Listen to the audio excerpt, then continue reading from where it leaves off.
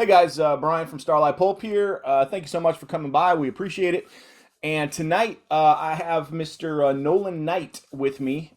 He has a couple of books out already and a third one coming out shortly. He is a noir author from Los Angeles, and we're stoked to have him here. So, Nolan, how you doing, man? Good man. Thanks Yeah, for having me. of course, dude. Of course. So your first novel, The Neon Lights Are Veins, right? Mhm. And then Beneath the Black Palms came out last year, right? Yeah. And that was a Well, collection of shorts.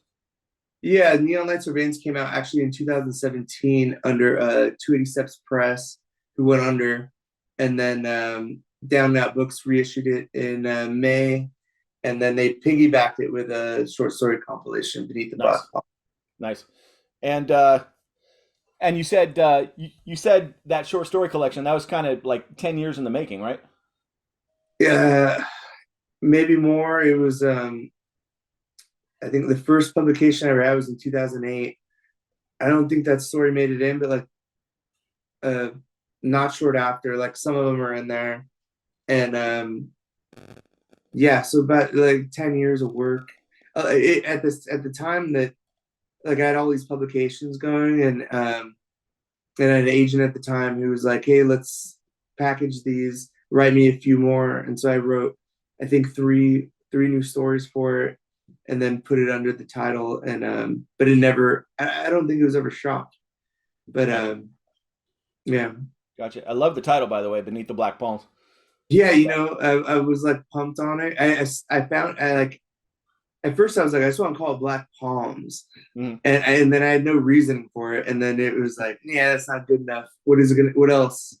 I was like, Beneath the Black Palms, and then by the time it came out, I guess there's some like record from the dude from AFI who's got a record Beneath the Black Palms. I'm like, but Right. it came out in 2020. I'm like, fuck, dude. Like I thought about this 3 years before or whatever, but they're both great, although I haven't heard the record. Right, right, right. And okay, so you got those two out, and then you have a third coming in June, right? Yeah, I got a novel called Gallows Dome coming out in June. I've been calling it like a black top noir, like a California Gothic. It's a it's a road trip from LA, really, because LA is basically everything I write or I'm gonna write. It's gonna be in LA, and so it was kind of taking a trip up to the Central Valley a little bit, which I'm really familiar with. My wife uh, grew up in that area, and Mhm. it was like after 10, 12 years of just, Christmases and Thanksgiving, hanging out, finding all my new favorite places. Shout out to the Clovis Book Barn, which is like the best fucking store up there. Yeah, I got to work on that in 2018, 2019. It shows you like the snail's pace of the publishing game, But Yeah, oh, absolutely. yeah, I'm really proud of it. It's getting some good reviews, and I got a lot of good blurbs coming from a lot of great dudes that like really that I looked up to like along the way when I was doing all of it. Sure. Excellent. And is it modern day? It's 2014. 2014. Okay. Yeah, and I wrote it in 2018, so it wasn't too far of a stretch. Yeah. But it was a conscious choice based on just ideas I had at the time, and like everything changes so much so fast. It's I like know. it's better to just like get it in concrete and then Yeah. go to town. It's it's true, man. That's one of the reasons why the majority of the stuff I write, not all, but the majority of the stuff I write is in the 40s or 50s because I don't want to deal with whatever friggin' model Apple phone was Yeah, out, like yeah, in 2011 versus 2014. I yeah, just, I'm like, no, no, I'm not even going to worry about that. They barely had fingerprinting back then. So we're just going to focus yeah. on I that. don't, in 2014, I don't think I had a smartphone, so Mhm. it's like, it was adventurous for me, fucking Right, doing right, right. that at that time. But yeah, it is what it is, like it has its moment in time, but there's nothing. It's a what would you call it? Like it's a good old fashioned rom, like it I could have taken out some technical aspects and like put it in any other time before that, Okay. And it took its stamp then. okay. Well, I look forward to checking that out, man. So talk to me. You mentioned this, and we were kind of touching on it before we went on here, and then you just brought it up there for a sec too. So one of the amazing parts, right, about being a writer, being a published writer, is when your stuff first starts hitting, right? Uh-uh. Like because you work at it, or at least most people do. There are exceptions certainly, but most people work at it for a long time before things start to hit. You know, and you get rejected, and you get rejected, and you get rejected, and you get rejected, Yeah, yeah. and That and doesn't go away, by the way. Like, no, never, no, never. And in fact, writers who are out there that are watching this, even after you publish 10 stuff, you're still gonna get rejected all the time. oh, yeah, it maybe more so, Yeah. So, well, and part of it is that your ambition gets bigger because you're like, oh, I can be published now. So then you're sending it off to the Paris Review, and you're like, ah, you're still gonna get rejected. Oh, there you Yeah. go. There's I called it, right? there's some war child. What was that? I said there's some war child. Hey, studs. Sorry, man. No worries. So talk to me about your first publication. Well, my first publication was in Douglas in 2008. I think it was May. It's a short story called Daytime Drunks. And at the time, I hadn't even started to do short stories. Like I had done short stories in college. I got my degree at Long Beach State. Hmm. I wouldn't say trained under, but like my course, my professor was Tyler Diltz, who's a great crime fiction writer. Um, Writes a lot of stuff in my area. I'm pretty sure he's Edgar nominated, Hmm. but like that course or courses, it was a couple of years, was taught me a lot about taking like critical thinking or reception like to whatever I was writing, which was shit at the time for Hmm. sure. Absolutely, Um, yeah. and so as soon as I got out of college, I was like, went straight into a book, wrote a book, it was shit. Wrote another one, it was shit. But it was like the two, and I don't even remember really setting them out much. Like it was just proving to myself that I could write the length. Like I can start here, set a goal, end here, and then just like collapse or whatever it did at the time. But Right. so as soon as I got done with the first two, I was like, I need to refine everything, and I got to refine it through short form. And so I wrote a story, sent it to Douglas, and they published it.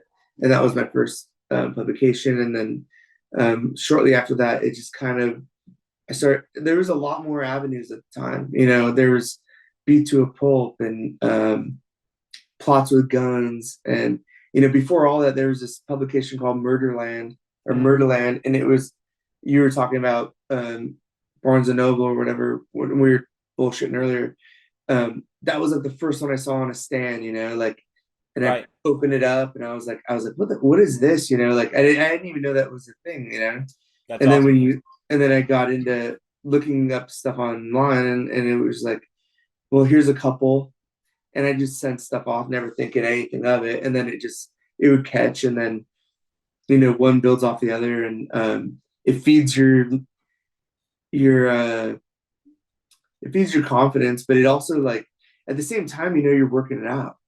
Oh Like yeah. that you feel like you're a magician for a minute because you're like, Mhm. I don't know sleight of hand, but I just fooled a bunch of people. Yeah, exactly. No, absolutely, absolutely. Yeah, I mean, you make something out of nothing, and you yeah. make someone else believe it.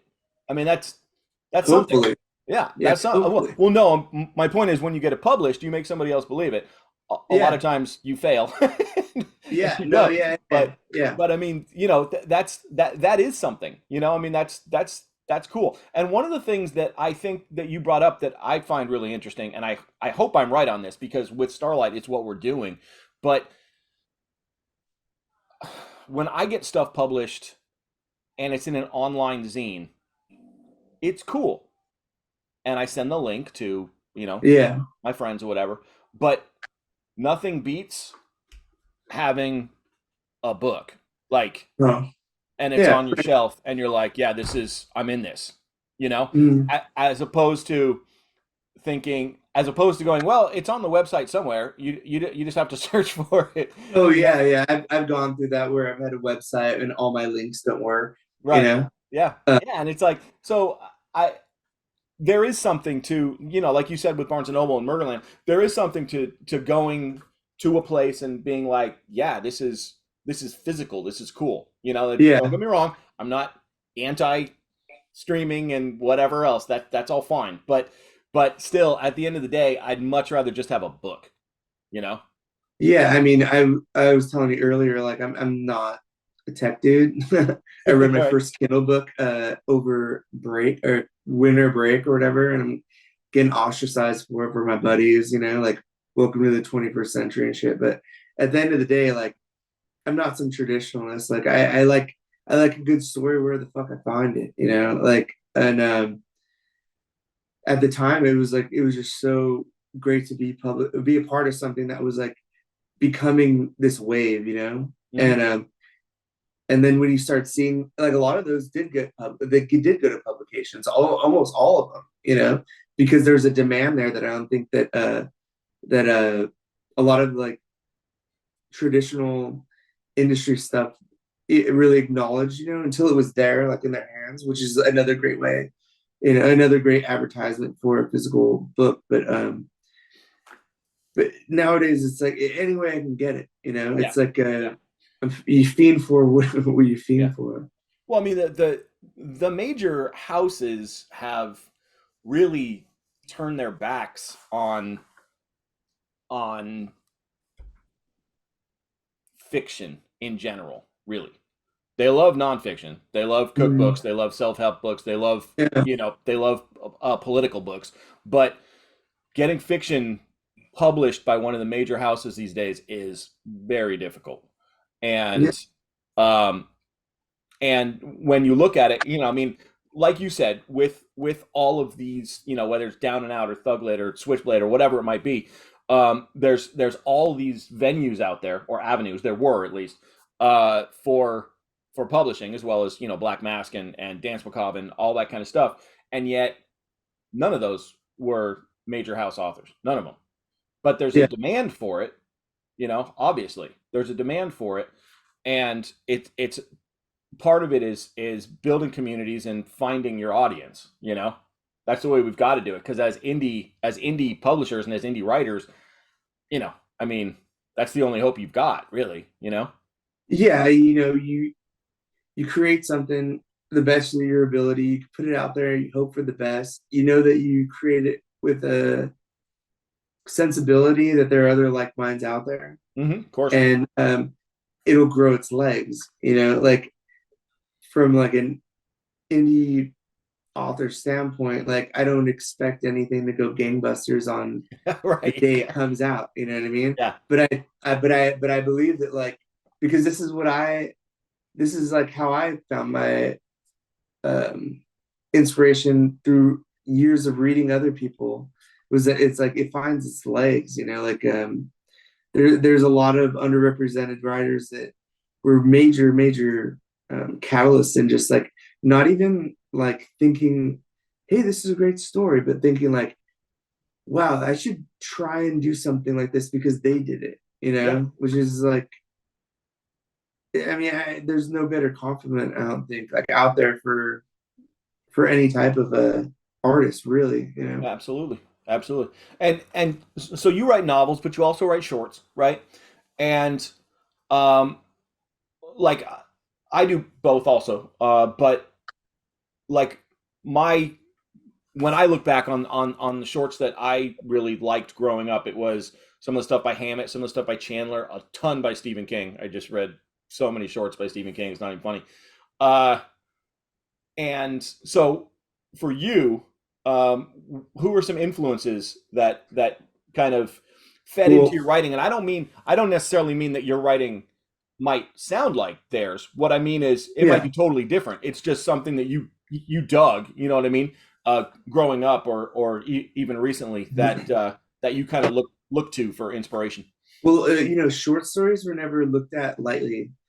Um, I honestly think they're like the hardest things to do. Like there was a 10-year period where I had publications and I still didn't think I pulled one off yet.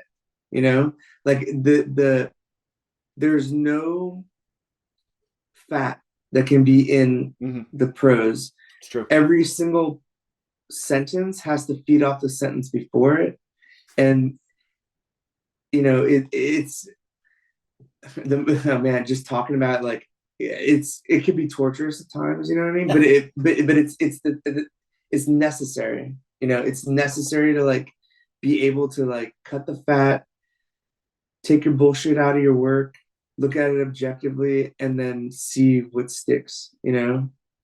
Um, but when it comes to influences for just writing in general, Mm-hmm. like the first one was I read like Day of the Locust, Nathaniel West, and it just floored me. I was probably like 18, and then so like Nathaniel West led me to like John Fonte's Ask the Dust, Mm-hmm. which is like just L.A. royalty or whatever. Um, which I'd go back and forth like because when you're that young reading, you're just kind of like, how do these two things exist together? Like on Right. bookshelves in the same department or whatever. And but then I found Nelson Algren, Mm-hmm. especially like Walk on the Wild Side, Yeah. and then that led me to like Hubert Selby Jr. Last Exit in Brooklyn, and it was just what you're seeing is like different styles, different voices, like different movement's like killer for me. Like movement in any story, like every one of my favorite stories of all time, whether it's Mm-hmm. like Tay of the Locust or The Big Lebowski or like a fucking Seinfeld episode, right? Like the movement and all of that is contagious, and it's like if you stripped everything away and you presented like a graph line or something, I think they'd be pretty close, like Okay. um but the last one after Selby was like Philip K. Dick, and that was Right. just kind of like a do whatever the fuck you want, like Right. and I'm still, the guy's catalog is just I could probably read it for another 25 years, and but it's inspiring, all of it. Yeah. You ever dabble in science fiction yourself? Yeah, I wrote a novella a little over a year ago that was I don't think it's science fiction, but it was more like magic realism, or Yeah, I sure. don't know what the fuck it was. These are terms I looked up when I was like putting it on submission, and it's out there. It's called Fig Eater, but I really honestly I haven't written crime fiction in about 3 years, but at the same time, it's like I write whatever strikes my fancy. Sure. Okay. Yeah, I mean, I'm the same way because I write crime, I write detective fiction, but I also really, really love writing westerns. I Yeah, did. I love westerns too, man. I'm like, and the older I get, for some reason, I'm just like I'm drawn to them, and Hmm. what it is, it's like finding this like diamond. It's the same thing as like the Black Lizard days of like, like finding uh like for me, like I love Jim Thompson, but it's like Oh, when it yeah. finding the grifters Hmm. out of all the Jim Thompson, or like finding the shark infested custard out of all the Willifords, like I'm getting into that with westerns right now. I Gotcha. wouldn't even say right now, like the past 5 years, man. And Gotcha. I still feel like I'm like scratching the surface. Right, right, right. Yeah, I'm a big fan. Well, I like westerns in general. I love the Elmore Leonard westerns. Just love Yeah, them, love them. I actually dude. like. Yeah, I, 40 I'm lashes. I'm Man. Yeah, I'm yeah. I'm different than a lot of folks in that I actually like his westerns more than I like his crime fiction. Okay, And most people are flipped on that. But yeah, what's I interesting respect them both. is that everything in noir, right, is everything is so, especially with short stories, but everything is so tight. You know, Mm, you're usually in a city, not always, but you're oftentimes in a city, and everything has this feeling almost like things are collapsing on the characters, right? well, So yeah, and it's all light and shadow and everything. It feels so enclosed and claustrophobic in a way, and I don't mean that in a bad way. I just mean that's how it feels. yeah. Whereas when I'm writing a western, literally, I feel so much more kind of expansive with the language Mm, because a lot of times when you're writing a western, there's nothing out there. Like, you know what I mean? yeah, It just lends itself to kind of playing with the language a little bit more because it doesn't feel like so yeah. claustrophobic and so tight. You know? Well, if you're looking at like noir sensibility toward Western, noir is noir. It's like your protagonist is hold on, I had to burp. Your protagonist is fucked, regardless of like how much you like him, how much of anything, his surroundings, whatever. Like you're putting him through a meat grinder, right, to the end. And so um with a Western, it's like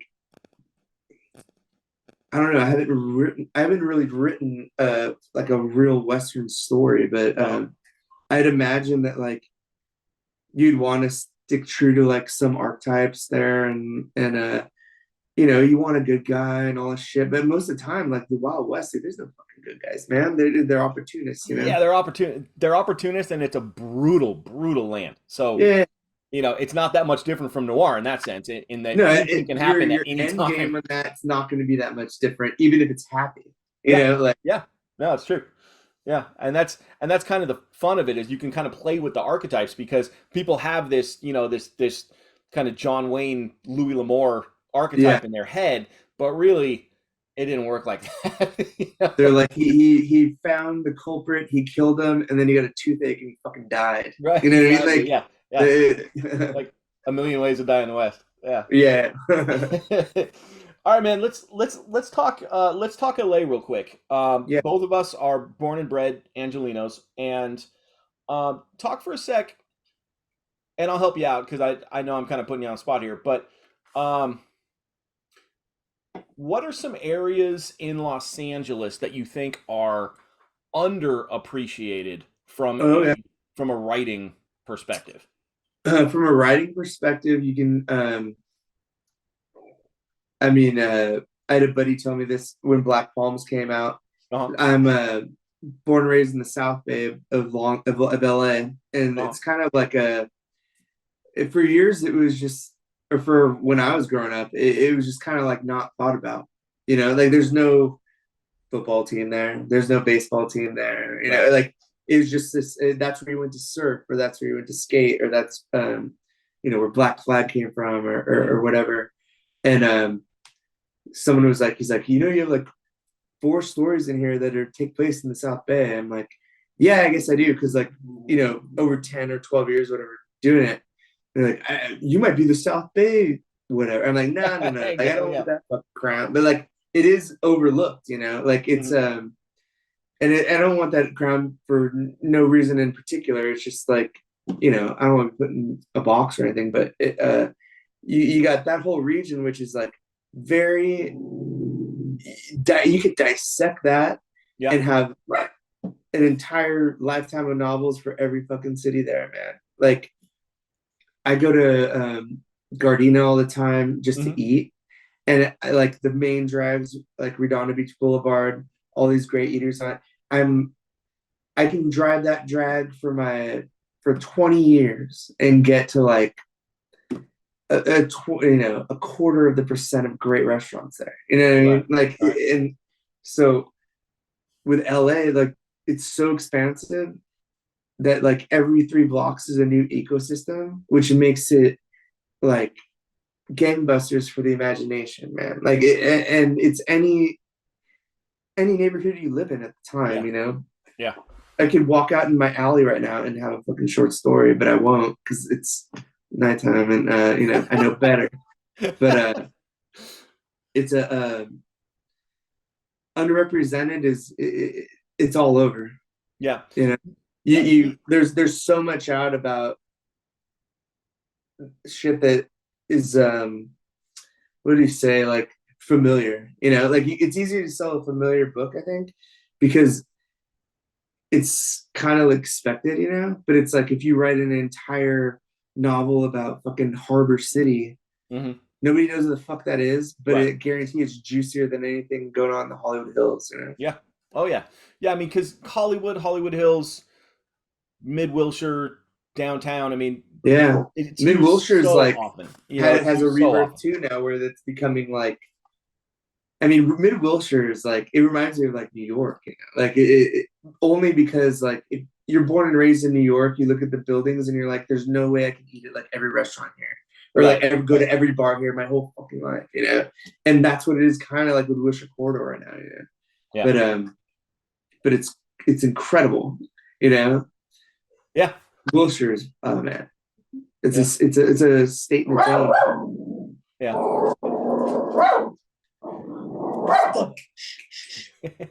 Killer, dude. Oh, no worries. So talk to me about real quick. Talk to me about what is your. I always ask writers this just because it interests me because every single one of us is different with how we handle our process. Some people, Hemingway has that quote about write drunk, edit sober. Um, some guys write in the morning, some guys write at night. Some people. I Yeah. ran into a writer recently who Kwei Kwarte, who writes some excellent West African crime stuff, and he's one of the first ones I've found that writes in the afternoon. He handles all his business in the morning and then writes Yeah. in the afternoon, which to me is super weird. But so what? How do you do that? Do you have a consistent I kind don't of a have thing? like this. I never had like a set format. It's like I Really? write when I want to write, and then if I'm in a book, like it's at least 6 days a week. I'll take one day off a week just to like because my brain needs it for like just everything. Like I've done it years where it's like you go and pedal to the metal for a first draft, and then like and then you find yourself you're just constantly pedal to the metal. Like I need a semblance of like I need to watch like a Dodger game. You know what I mean? Like or some shit to like just break Yeah, it up.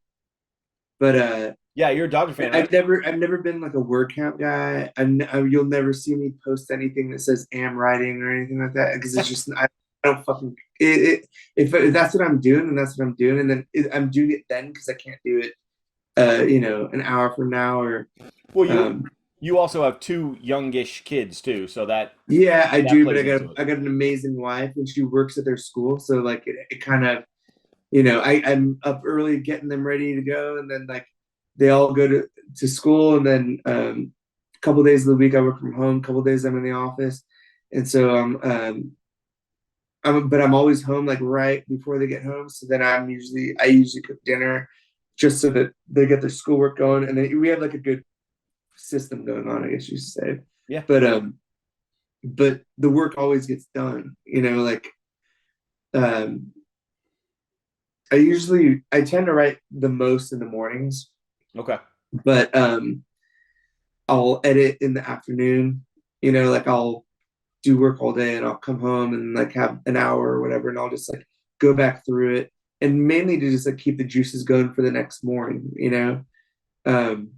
But if I'm sitting around on a Saturday and like nothing's going on and I get an idea, then I'll go in there. It's more honestly to function to sleep better Okay. because like especially when writing novels, like it just takes over to a point where it gets the deeper you get into it, like the more uncomfortable it gets as far as like constantly thinking about it. So it's like it's the work. I always say it's like the work's gonna get done because it has to get done. Right. But at the same time, like you need some breaks to Yeah.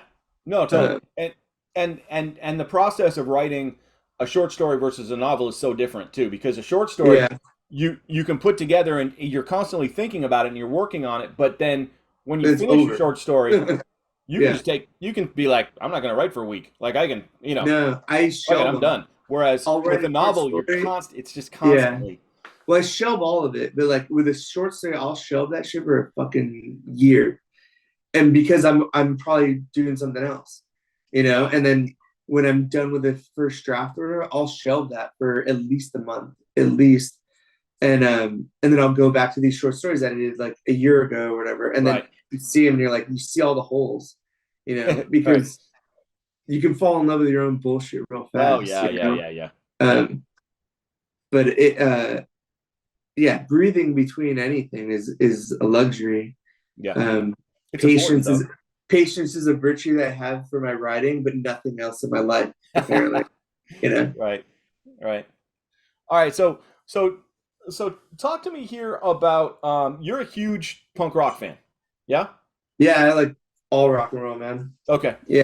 Because I see you post stuff all the time about bands, and like the other day you had a SLF you had a Stiff Little Fingers post, Yeah, which a lot of people aren't even familiar with. Um, Great I English hope they'd be. punk band, but yeah, Yeah. but I mean, um, And that's a record I got in when I was like first year in college, uh, or a CD, but I never had the record for it, And I got it for Christmas.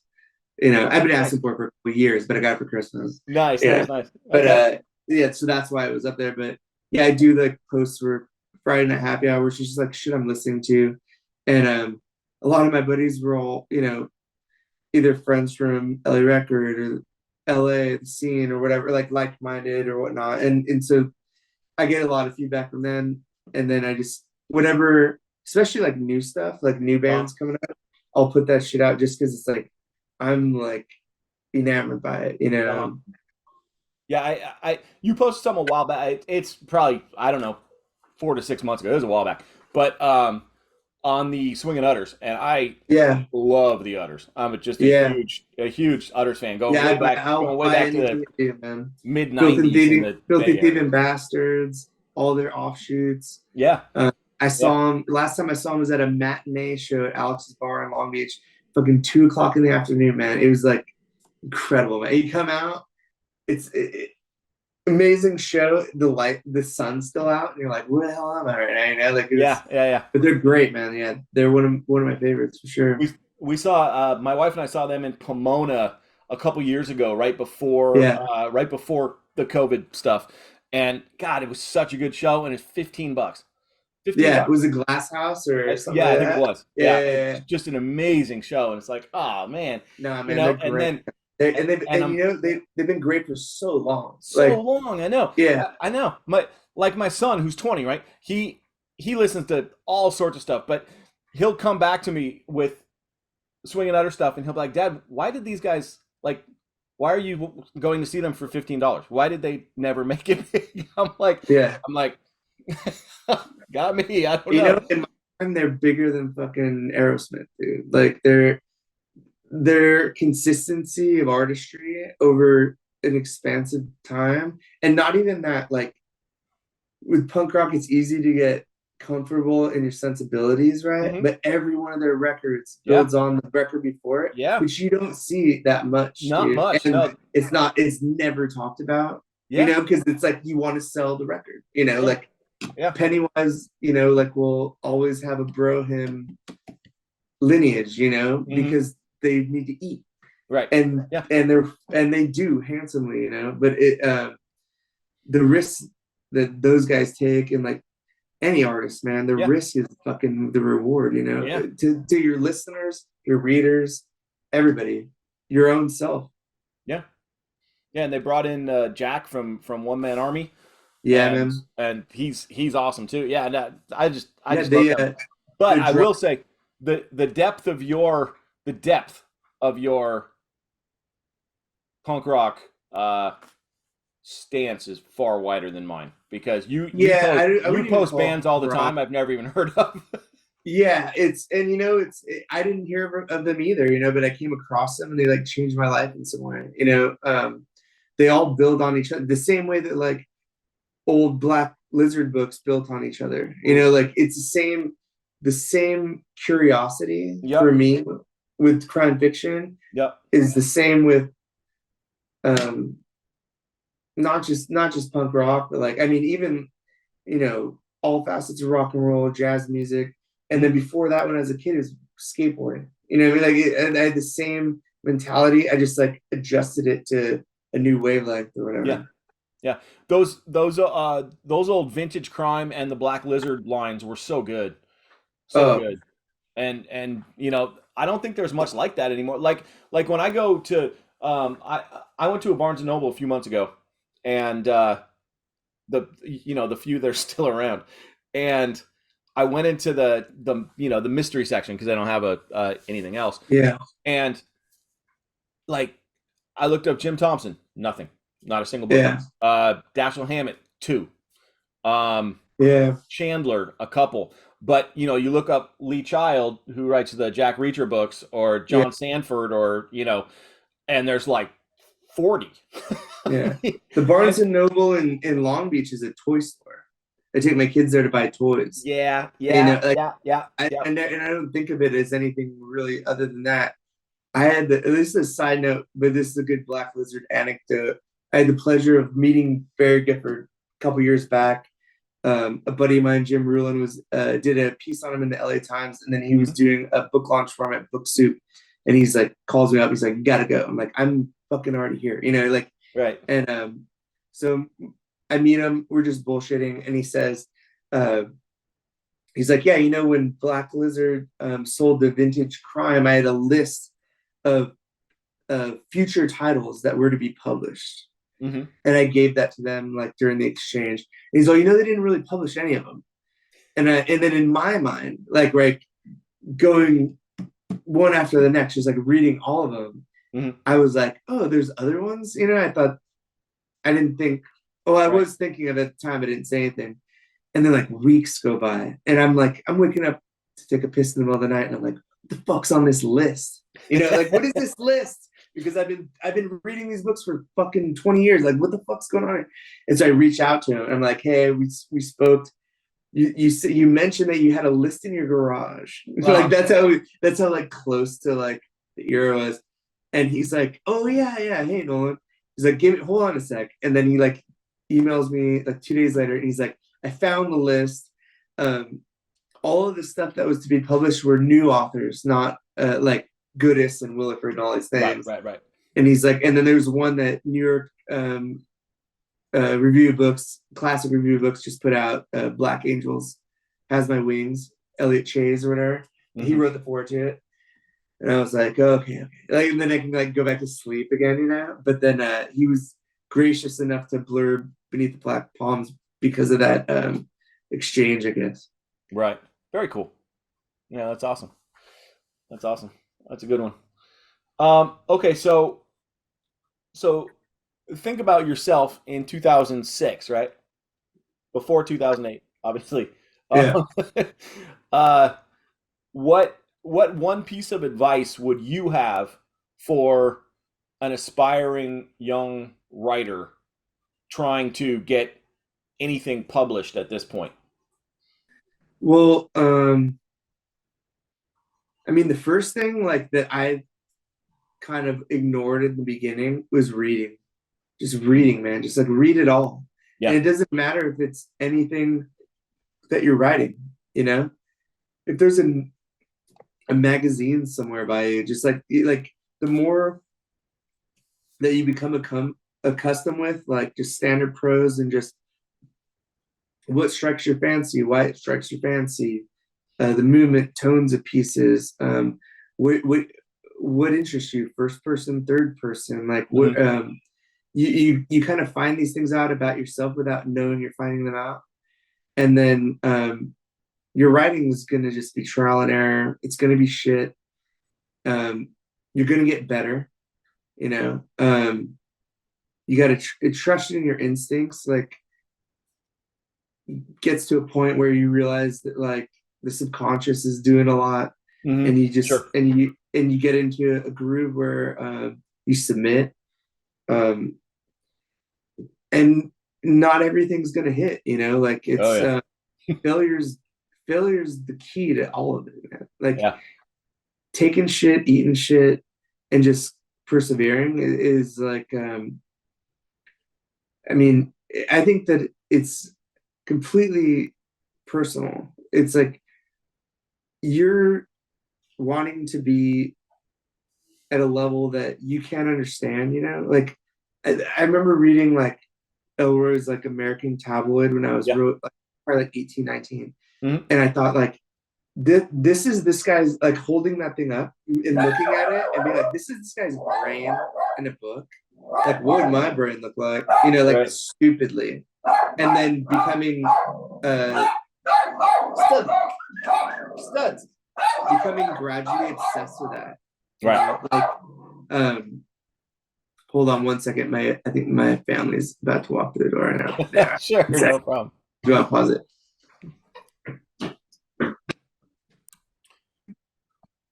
Okay. So Nolan, one thing that you mentioned earlier that I want to touch on, because you're talking about in that you're saying, look, you're gonna suck some, and you're gonna write Well, crap, and then no, I mean you got to have the confidence to do it. yo, You know, totally, like to think that you can do it and to like totally.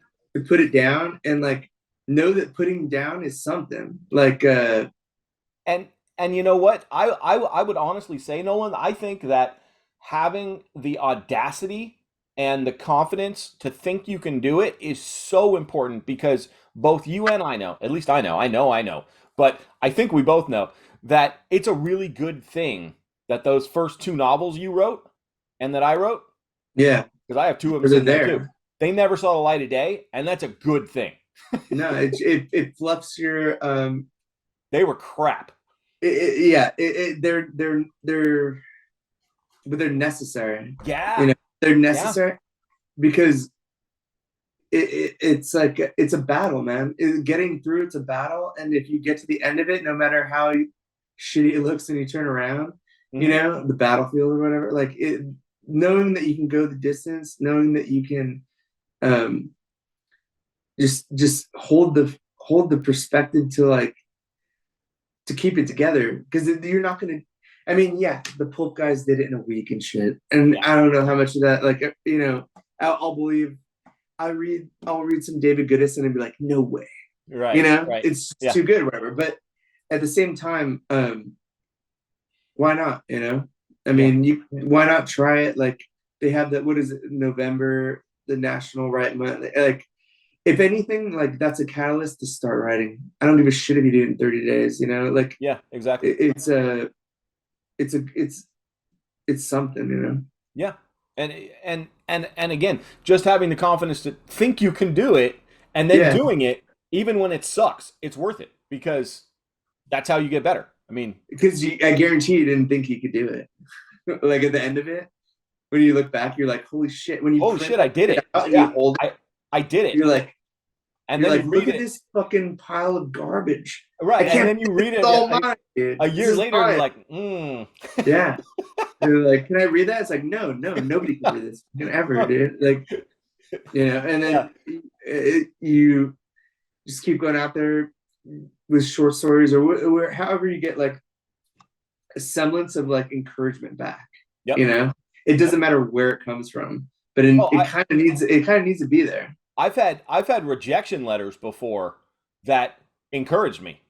Oh, I can pinpoint ones right now that were like Yeah. pivotal, Yeah, where you get it back, and they're like, "Ah, this doesn't fit or this doesn't work." super But nasty. No, I've had ones that were like broke apart, like remember like dissecting or diagramming sentences when you're like in. yeah, yeah. I had one of those. Where, and then it made and then when it was brought to my attention, it made so much fucking sense, and I was like, well, I can fucking hang myself or write another book, you know, or whatever. You know, Right, like it right. put something, it put it so black and white, but I needed it at the Yeah, time. I think I was 27 or whatever. It was like a. I look back at it now and I'm like, fuck, I'm glad I got that bullshit letter that I want to burn, but I won't, you know, or whatever. It's you know, it's all you'll arrive where you need to be when you need to be there. yeah. You got it. Yeah. And I'm like, I don't even think I'm fucking a quarter way there. I Right, never did. right. All right, man. Well, we're gonna end it on that. Hang out with me for just a minute. Sure. So guys, everybody out there, our first two books are out. Starlight Pulp Review #1, Outlaw Ballads. Did that backwards. Anyways, these are both out, available on the site as well as Jeff Bezos's home place and Barnes and Noble and wherever else fine books are sold. And pick those up. We'd appreciate it. Mr. Nolan Knight here. He has the Neon Lights or Veins and Beneath the Black Palms, both available. But Gallows Dome is coming out in a couple of months, so make sure that you pick that up as well. That's with Down and Out Books, yeah? Yeah, that's with Down and Out again. It's the third book of a. It's the caps out my deal, but it's a labor of love, man, and I hope that you take a chance with me and check it out. Hell yeah. All right, man. Great to be on, and we appreciate you. Thanks, guys. Yeah, so much, man.